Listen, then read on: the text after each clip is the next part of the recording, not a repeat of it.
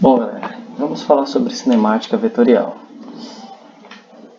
Bom, para começar, iremos refletir um pouco sobre o que é um vetor. Nós utilizamos a palavra vetor para designar um segmento de uma reta que ela possui uma orientação, certo? Aqui eu tenho o desenho, onde eu tenho a origem da reta e a sua extremidade. Observe também que eu tenho uma pequena letra aqui com uma flecha em cima. Essa letra com a flecha em cima, ela indica o vetor, certo? E todo vetor, ele possui uma direção, um sentido e um módulo. Aqui nesse exemplo, nós temos 4 móveis, certo? Em um cruzamento de rua. E vamos supor que todos eles estão se movimentando a uma mesma velocidade, de 36 km por hora. Então, observe que o módulo é de 36 km por hora. A direção é horizontal e o sentido é da esquerda para a direita. Isso nós estamos nos referindo ao móvel A. Se nós voltarmos à tela anterior, observe que o móvel A ele está na direção horizontal, certo? O móvel B e D está na direção vertical. E aí nós temos uma seta aqui indicando o seu sentido, que no caso seria da esquerda para a direita. Bom, os móveis A e B movimentam-se em direções e sentidos diferentes. O mesmo ocorre com C e D, certo? Observe que A e B, C e D, eles estão em direções e sentidos diferentes. Bom, para falarmos sobre vetores, nós temos também que falar sobre grandezas escalares e grandezas vetoriais. As grandezas escalares, elas são aquelas grandezas que elas possuem um significado preciso. É quando eu falo e você automaticamente entende por completo o sentido. Por exemplo, eu falo que são 3 horas, você já vai entender que são 3 horas. Eu não precisei dar mais nenhuma informação. Se eu digo que eu tenho 10 quilos, então eu não preciso dar mais nenhuma outra informação. Então, quando você fala uma grandeza, por exemplo, massa, nós temos quilos, tempo, nós temos horas, minutos, segundos. Em energia, nós temos o joule.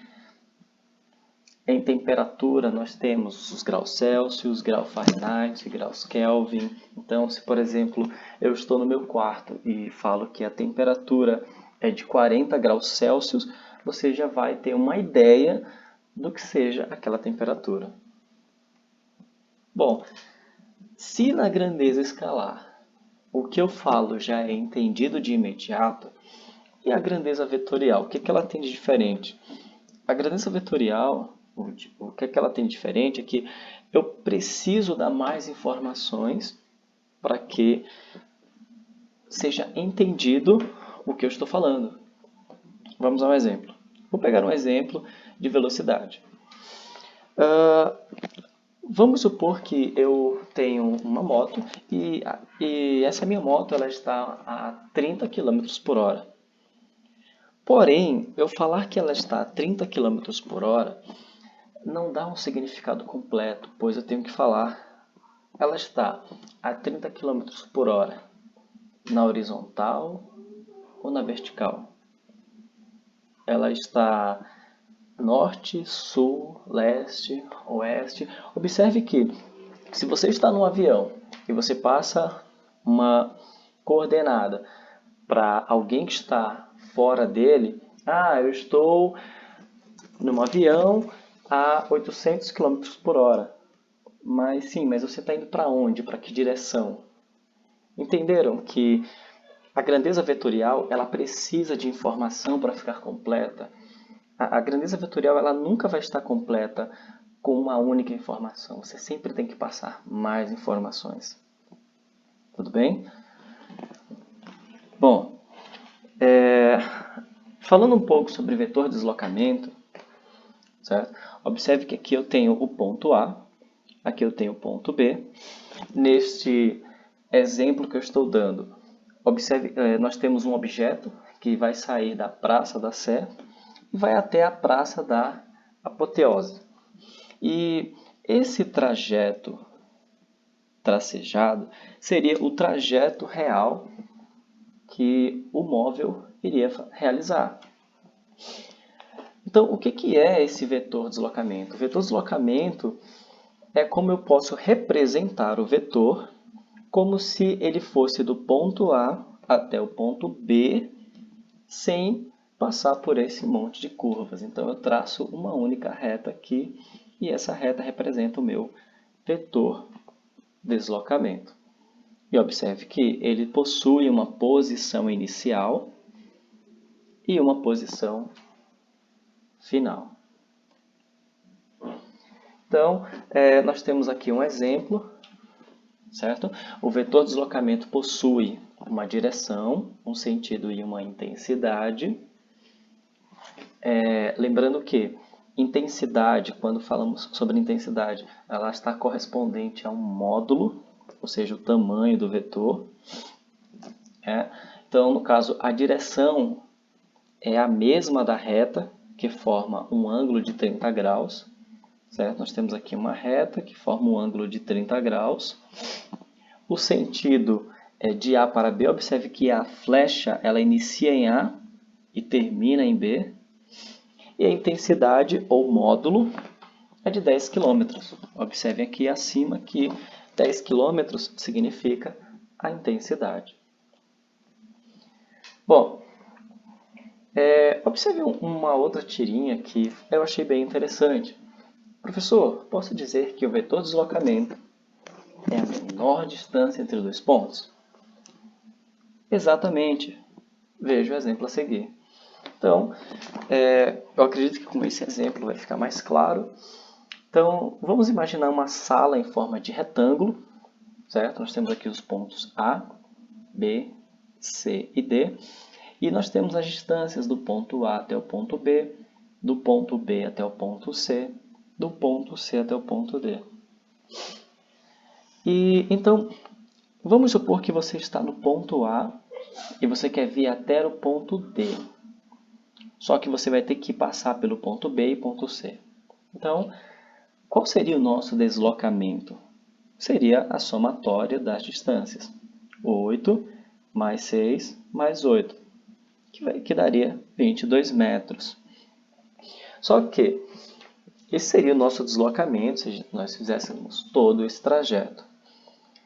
Porém, qual seria o nosso vetor deslocamento? Então, observe que se nós fôssemos apenas de A a D sem precisar passar por B e C, nós iríamos percorrer apenas 6 metros. Então, existe uma diferença aí de deslocamento. Observe que aqui nós calculamos o ΔS e nessa tela nós calculamos o ΔR. E você lembra o que o nosso gatinho aqui perguntou ao professor? Professor, posso dizer que o vetor de deslocamento, ou ΔR, é a menor distância entre dois pontos. Então, por isso que lá o nosso ΔR deu 6 metros ao invés de 22 metros. Certo? Então, resumindo, o nosso vetor de deslocamento é a menor distância entre dois pontos. Bom, aqui também nós teríamos que um vetor de A para B que mediria 8, de B para C mediria 6, e se nós fôssemos de A até C sem passar por B, ou seja, a menor distância entre dois pontos, seria eu traçar esse vetor aqui. Então, observe que isso aqui é um triângulo retângulo. eu utilizaria o teorema de Pitágoras e iria calcular o valor da hipotenusa, que é o ΔR, que eu chegaria ao valor de 10. Então, aqui seria 10. Como é um retângulo, se aqui mede 8, aqui também mede 8. Então, aqui mede 6 e aqui mede 6. Bom, eu espero que a explicação tenha sido concisa e para eventuais dúvidas estou a dispor.